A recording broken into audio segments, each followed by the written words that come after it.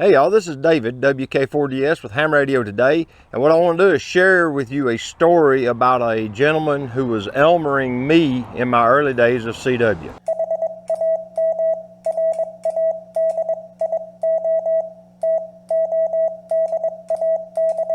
Back when I first got my ticket, it was 2002, and I was kind of learning Morse code as I went. I learned it from CDs and practicing on the air.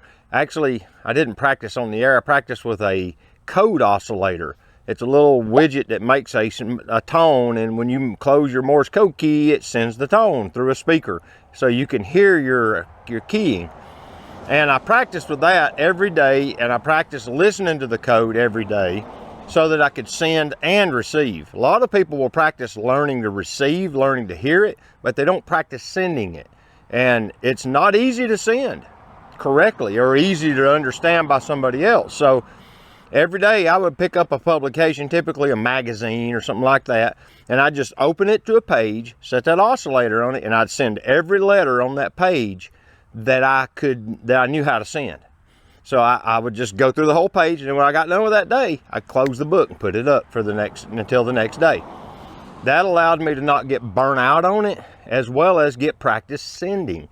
And you can hear the code as you send it, and your brain understands it. It's like a multiple entry kind of thing. You're looking at the A, you send the A, you hear the A, you know, it's a more powerful learning aid.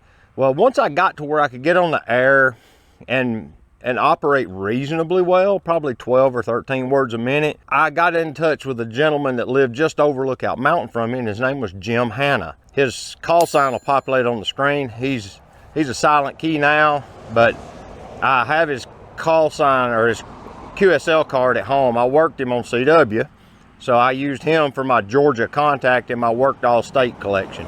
Jim was one of those gentlemen from the Korean War, and he was in the Signal Corps, and he told very interesting stories about his time in the Signal Corps, and I'm going to relay on second hand here, so they're once removed from the actual person that experienced them. So I'm trying to record this memory for posterity as best as I remember him telling it. So just keep that in mind. It's not perfect because I wasn't there, Jim was. Jim told me two stories in particular. Well, one story and one fact. We'll just put it that way.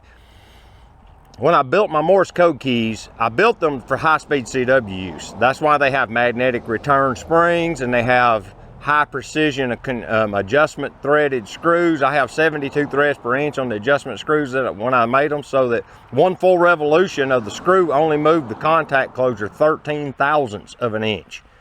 A human hair is 4,000, so you know it's 3 times the thickness of a human hair is all it would move it for a full revolution of the screw. That way you could set the contact closures to ludicrously precise settings. Well, Jim, at this point, well, he was in the military in the 50s, so he was probably, by 2002, he was probably 70, just speculating. And 2004 was roughly about the time, 2005-ish is when I got to interact with him. And he could copy code at 100 words a minute. I seen him copying code that sounded like a digital transmission, and it was CW being sent. I don't know if it was a human sending it or a machine, but he could head copy it. It was incredible watching him operate. He couldn't send, as he put it, past about 50 words a minute because his hand wasn't dexterous enough anymore to operate the key any faster. So he had a mechanical limit that prevented him from sending faster than 50 words a minute, basically because of his dexterity. He loved Morse code. He was a national traffic system traffic handler and net control, and like he was really into traffic handling, and he had done it for decades.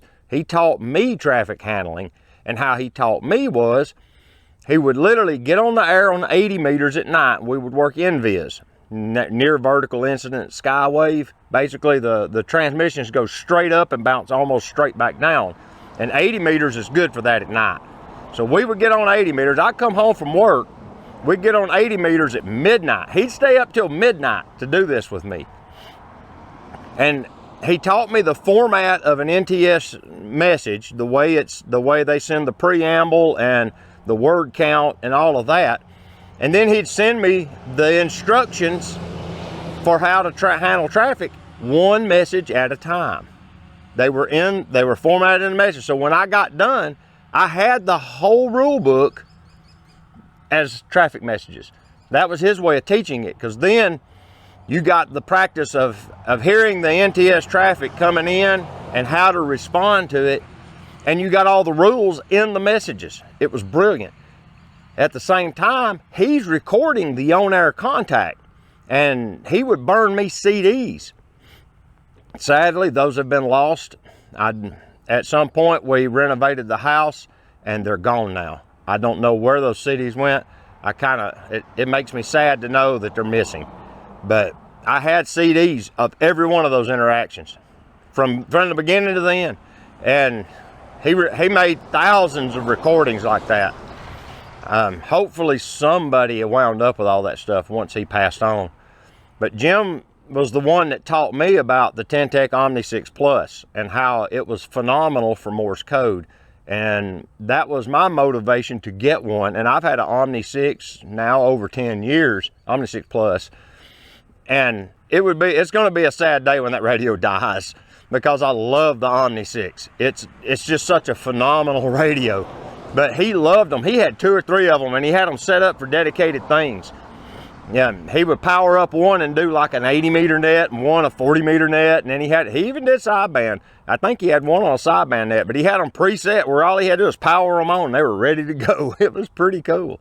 But his shack looked like something out of a nuclear missile control center. It was just all sorts of stuff.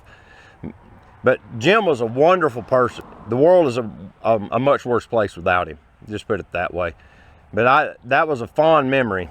Now, to share a quick story that Jim told me was he got in the military and got out of Signal Corps training. They sent him somewhere overseas. I don't remember exactly where he wound up being stationed, if he was actually in Korea or if he was somewhere else. But he went off overseas to a duty station in the Signal Corps. He said, so ever so often the military sent a message and he'd have to receive it and send it or whatever they do. He said, but in between there's a lot of waiting. He said, so rather than just sit there and be bored out of his mind or read the magazines or whatever that they had laying around, he would dial up the Associated Press wire, and it was all back then sent in Morse code. And he would sit there and listen to the wire and just type it all night long. He said, and in the morning, the first shift officer come in, he'd pick up the newspaper, carry it in his office and read the news that Jim had hand typed by copying, listening to the code. And that's how he got so good at it, was he just listened to it for weeks and weeks and weeks, all night long, nonstop, over and over and over.